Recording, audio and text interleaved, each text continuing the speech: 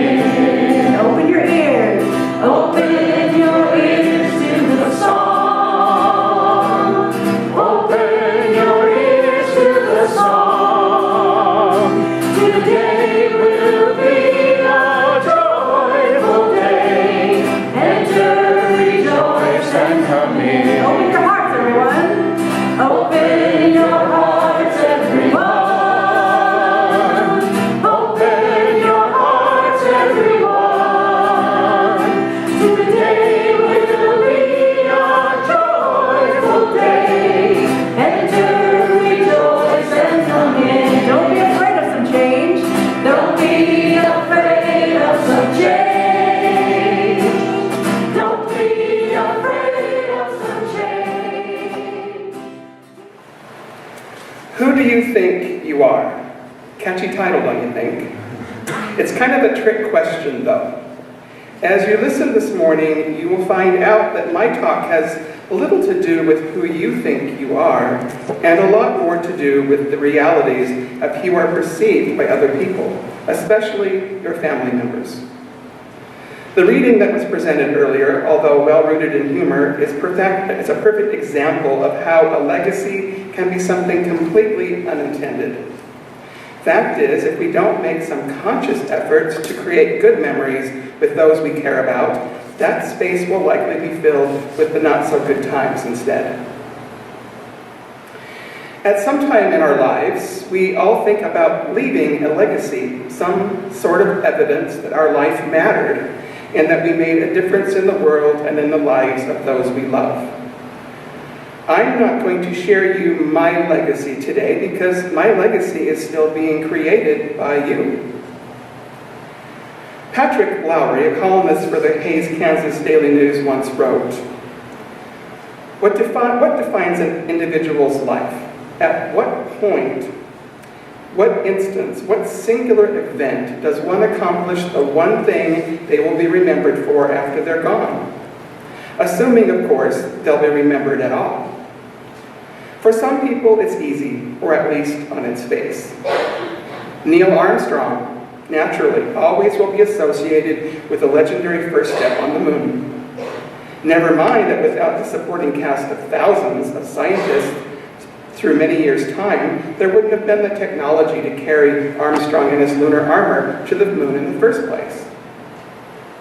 What about Babe Ruth? The mention of his name conjures up baseballs soaring out of stadiums. Most people overlook his failed career as a pitcher, concentrating instead on the Sultan of SWAT's powerful swing. Nero fiddled while Rome burned. Harriet Tubman led slaves to freedom on the Underground Railroad. Che Guevara organized farm workers. Richard Nixon had Watergate. Yule Gibbons hawked grape nuts. Elvira will not be remembered for the color of her eyes, right? Neither will Amelia Earhart or Charles Lindbergh. Who invented the light bulb? Thomas Edison, of course. Can you instantly recall any of the other inventions he patented? It should be easy. After all, he had more than 1,000 of them. Wow. Jimmy Durante had his schnoz. Helen of Troy had a vase that launched 1,000 ships. Hitler's name is not associated with developing the Autobahn system.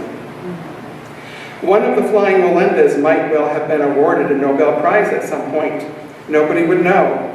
Likewise, nobody cared that Frank Sinatra was a paperboy once in his life. How about the unfortunate Dr. Samuel Mudd? Most would be hard-pressed to know it was he who set the broken leg of John Wilkes Booth, Abraham Lincoln's assassin. Yet we all know the negative connotation associated with being told your name is Mudd. As you can see, it doesn't necessarily take a beneficial accomplishment to gain fame. It could be downright evil, benign even. It might be a physical attribute, an innate ability of some kind, one magical confluence of timing and luck that forever comes to mind when others think of you. Of course, most of us will not have anything resembling such widespread notoriety. Our fame, such as it is much more fleeting and limited to smaller circles of family and friends.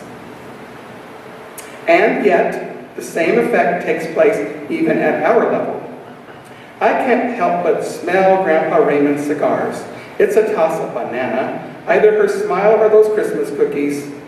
Aunt Lorraine played a mean game of fish, although there was something suspicious about how she won every single time. My buddy Steve is best described as an adventuresome soul. Cousin Sean took his own life.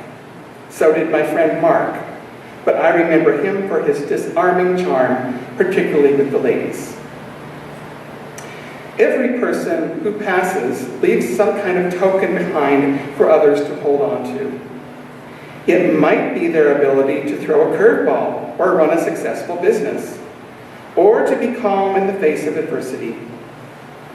Some people are defined by their faith, others for being a kindly soul, for their height, for their ability to raise wonderful children, for their infectious laugh or sense of humor. Mechanical abilities can outweigh all else. So can one's flair with a musical instrument. At times, I wonder what I'll be thinking of while on my deathbed. For starters, I hope it won't be my big nose that people think of. Actually, I hope such thoughts won't be on anyone else's mind for quite some time.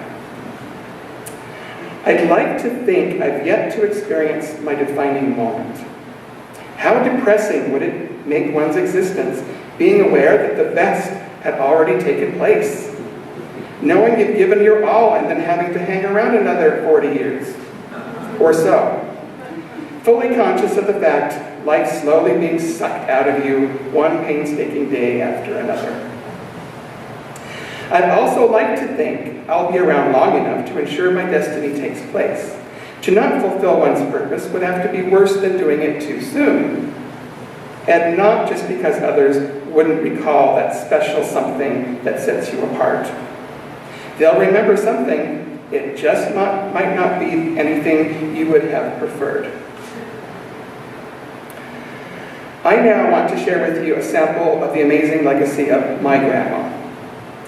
It has been many years now, but on a previous visit to the place of my childhood, St. Ignatius, Montana, I visited my grandma Verna at the local cemetery. She passed away on July 26, 1995. As I paused in the quietness of the late afternoon, I marveled at the expressions of love and admiration that many of the local citizens, her friends and family, continue to feel for her and her remembrance. I don't visit the cemetery as often as I used to, because now I live hundreds of miles away. But when I do, the moment turns into an occasion of genuine reflection. I think of my grandmother, her life, and the love she had for others. Grandma was a dynamo and a very strong-willed woman, and she always sought to turn the adversities of life into something positive for her family and the many people she knew. You see, my grandmother was not expected to survive when she contracted scarlet fever when she was 7 years old, but her mother nursed her back to health, despite the grim prospect shared by the local physician. As a young woman in the 1920s, she didn't have any personal goals of continuing her education, and instead assisted her family to make a living farming the land and raising livestock during the economic struggles of that time. Grandma married Grandpa Jack Lensman when she was 25 years old and when he was almost 50. My grandma was the wife of a sheriff's deputy, a job that must not have paid much because she also cooked meals in the local cafe for many hungry truck drivers who would pass through the Mission Valley. Grandma was an excellent cook. My dad, Jesse, and his sis, Betsy, came along in about 1939, and life was full of activity.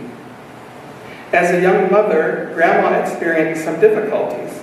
She became mostly crippled in her legs as a result of trudging several miles in almost knee-deep snow as she walked home one night when the car broke down along a country road. And even after enduring the bad habits of Grandpa, and perhaps worse, she divorced him, and even though she had 2 teenage kids still at home. In 1961, my dad had come home from the Navy, and before he knew what happened, he was about to become a dad. My mom and her dad kind of insisted on the wedding that needed to happen before I would arrive 2 months later. Poor dad, still wet behind the ears, no job, and poor mom, barely out of high school, and saddled with a needy little bundle of responsibility, what to do. It was Grandma to the rescue. That's what. It was Grandma's house where I would grow up until I was in the 5th grade. Only then did Mom and Dad get to make arrangements for our move to a home of our own, apart from Grandma. Finally, my Grandma Verna was able to enjoy some freedom in her life, and her golden years had arrived. After that move, I missed her very much because she had always been there for me. I missed her family stories of growing up in Minnesota and moving to an Indian reservation in Montana as a young girl. I missed attending card parties and club meetings with her and helping tend her flower and vegetable gardens. Her roses and African violets were the talk of the town. We didn't know that Grandma's mind was slowly being taken by Alzheimer's disease. Still, I would remind her every now and again about the memories she once shared with me. There is a lot I could tell you about Grandma and the sacrifices she made for her family, but I wanted to at least help you to imagine the legacy that she had built for her 2 children and her 2 grandchildren, and the many friends and relations whose lives she had touched. Although my grandma has been gone now for 23 years, she lives in my heart for as long as I live. She is missed for so many reasons. For the love that she so openly shared with me and everyone else. For her great advice, for her helpful ways, and for her generosity, to name only a few attributes. She's simply irreplaceable. During that visit to the cemetery, my head was overflowing with thoughts of what she left behind as her amazing legacy. Ironically, immediately, it became personal, since it made me wonder what kind of legacy I will leave behind when I die. Better yet, what kind of impact will I have in someone's life that made my life worthwhile? Or what will people remember about me when I'm gone? Was I a positive role model? Otherwise, was I only a negative influence in someone's life? Where were my contributions to my family and community? So now ask yourself, what is your legacy? What will people say about you when you're gone? Or better yet, what would you like people to say about you? It's never too late to change the direction of your life, so that when you die, you will leave behind a remarkable legacy of yourself, your philosophy and your accomplishments, perhaps your very essence. In closing, I want to share with you a poem that I admire, and one you may have already heard. It's called The Dash by Linda Ellis.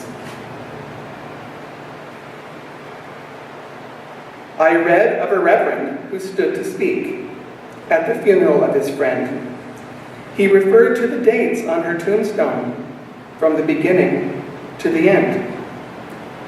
He noted that first came the date of her birth and spoke of the following date with tears.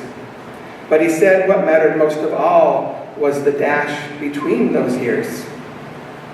For that dash represents all the time that she spent alive on earth. And now only those who loved her know what the little line is worth. For it matters not how much we own, the cars, the house, the cash. What matters is how we live and love and how we spend our dash. So think about this long and hard. Are there things you'd like to change? For you never know how much time is left. You could be at dash mid-range.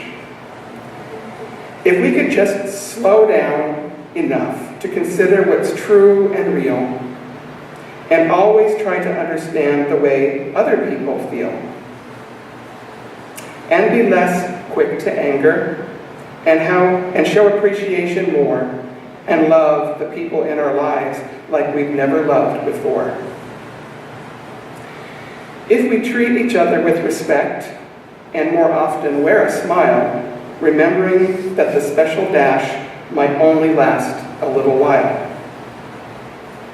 So when your eulogy is being read, with your life's actions to rehash, would you be proud of the things they say about how you spent your dash?